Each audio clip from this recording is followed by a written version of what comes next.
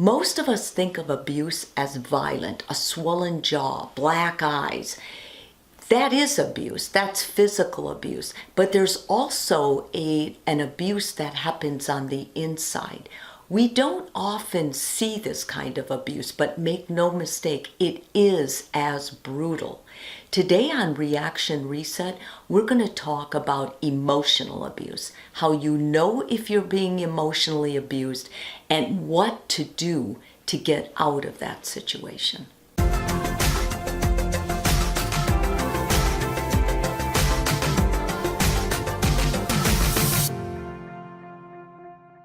Emotional abuse can take many forms, but everyone agrees how it makes you feel on the inside. Confused, pathetic, weak, ugly, hateful, of yourself mostly. In fact, this is the big problem. To get out of emotional abuse, you have to love yourself enough to know that this is not okay. The problem with this is 90% of all abuse happens from people who have witnessed abuse in their homes growing up. So when they see what a loving relationship looks like, it's distorted. And so it takes them a little while to understand, I'm being emotionally abused. Relationships exist on a spectrum, and what this means for you is that things slowly escalate, and many times you're totally unaware of it. But these are things to look for in your relationship. Does your partner check your phone without your knowledge or without asking permission? Do they say things about what they see, or do they keep it quiet?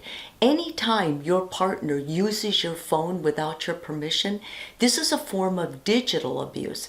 And many times you'll see it with people who are manipulative, controlling. They constantly humiliate you or put you down in public. They make fun of you in public. They say statements like, "Are you crazy?"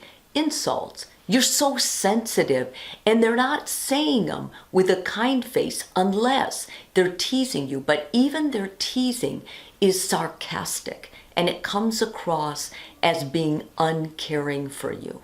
They often have an explosive temper, or they continue using vices, addictions that put you and your children in harm's way. They physically hurt you in any way. They'll grab your arm, or if you put your hair up in a ponytail, they'll pull your ponytail.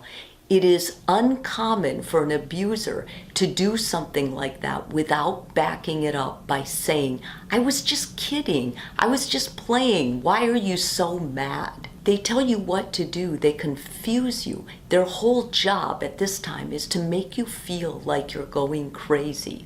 Or they'll use your friends against you. They oftentimes have jealousy, a lot of jealousy, and they may pressure you to have sex by using emotional, guilt-ridden or shame-ridden reasons why you should.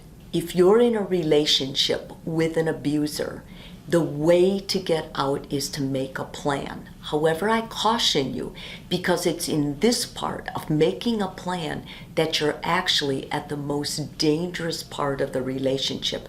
Remember, an abuser is manipulative, even if they act like they're not. And they are very sensitive to you trying to get out of it, becoming healthier, and trying to grow beyond it. The first thing you have to do with making a plan is to tell another person.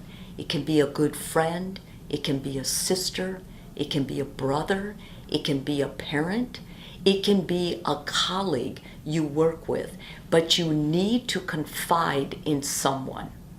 Secondly, you are going to, on the side, when they're not around, start putting things together. Just a big plastic shopping bag is usually something that can go incognito. Make sure your kids have things packed too, because you cannot leave your kids behind with an emotional abuser.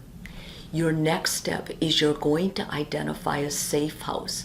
The person you confided in may not be the house or the place you're going to go. What's most important about a safe house is no one but you and the person who has the safe house is aware that this is going to happen. Next, you're going to have a specific time that you're going to go to this place with the children, hopefully when your abuser is not home. So maybe during the day when they're at work, or evening, if that works best, they're out.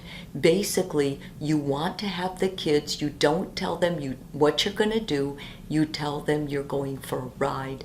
You get out of the house with your bag of supplies, going to the safe house you've identified. Lastly, once you're at your safe house, it's very important that you confide in a medical professional.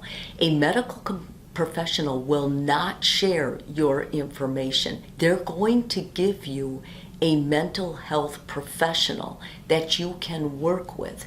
You have to be candid and tell them honestly where you're at. They will help you get connected to other people who are emotionally abused, who can help you for free. The free part is very important because one of the things that hold people back from getting out is the expense. They imagine things costing so much. So it's a much better option to not get bogged down with the expense, but rather to free yourself, taking this very courageous first step out. Marriage is a process, and most problems that come about can be resolved. Abuse is not one of those. There are no exceptions. You cannot save a marriage where there is abuse. It's a mental illness. The partner abusing needs to see someone. If you are married to an abuser, you must get out. You must save yourself and your children. Change your reaction, change your world.